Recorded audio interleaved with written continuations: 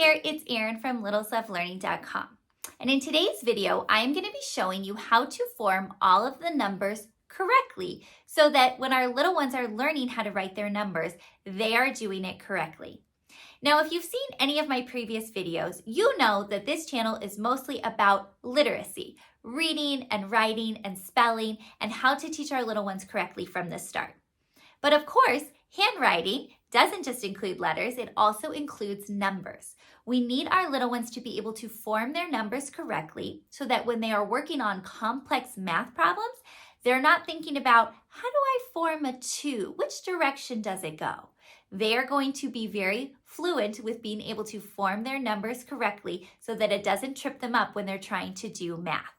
So I'll show you how to form each letter correctly, and that way you can practice it over and over again with your little one until it becomes automatic for them. So let's get started. Before we get started, I just wanted to point out, I like to name the lines on the paper so that my students understand what I'm talking about. So I use the same names that Foundations uses. So the top line is the skyline, the middle line is the plane line, like an airplane, and the bottom line is the grass line. And if you've seen my uppercase or lowercase video tutorials, you know that I use the names of those lines for letters as well. So it just keeps it consistent.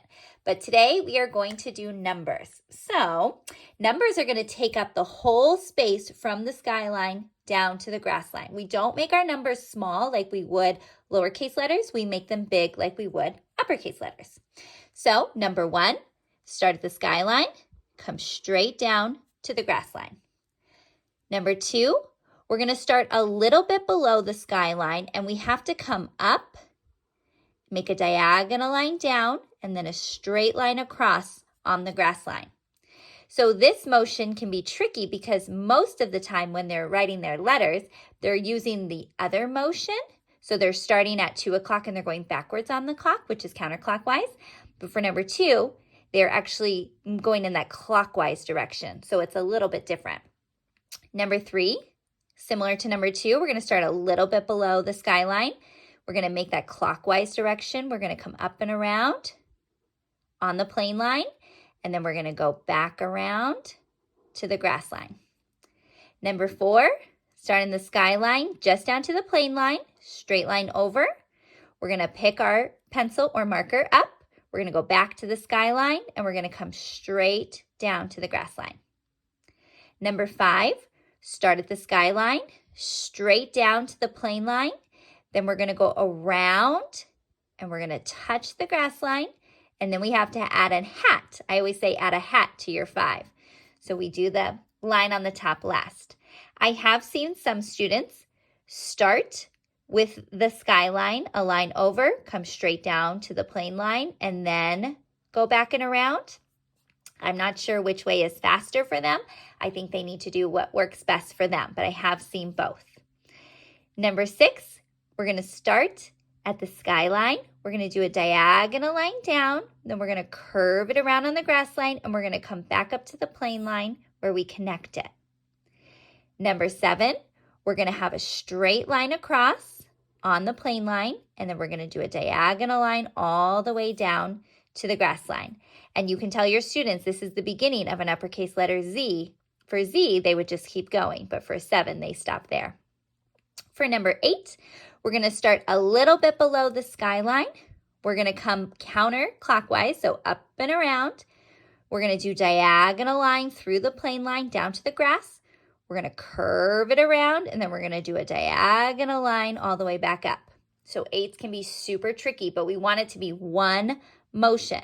So again, starting a little bit below the skyline, I'm just making one motion. I am not picking my marker up at all. Number 9, we're going to start a little bit below the skyline. We're going to do that counterclockwise motion. Up and around, we make the circle, and it's stopping here on the plane line. And then we're going to go straight down to the grass line. And last but not least, number 10. So we have a straight line down for our 1. And then we are just making a 0, which is similar to a capital O. So we're going to start a little bit below the skyline. We're going to do that counterclockwise motion, up and around, back up to close the circle. And that is the number 10. So you can see that numbers and letters are a little bit different, similar but different, especially with number 2 and number 3, where they're actually going in that clockwise motion instead of counterclockwise, which most of our letters and numbers are going in. And it's really important to remind them to take up this whole space for their numbers. We don't want their numbers to be teeny tiny down here. We want them to take up the whole space. So there you go. That is how to form all of the numbers correctly. I hope this video was helpful to you. If you have any questions or comments about it, please leave me a comment down below. You can also find me on my website, littlestufflearning.com.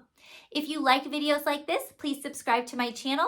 All of my videos are about early childhood education, how to teach reading, how to teach writing, and spelling correctly, because we want to start our little ones off on the right foot so that they have a strong foundation for learning as they enter kindergarten and beyond. Until the next video, I hope you have a wonderful day. Bye.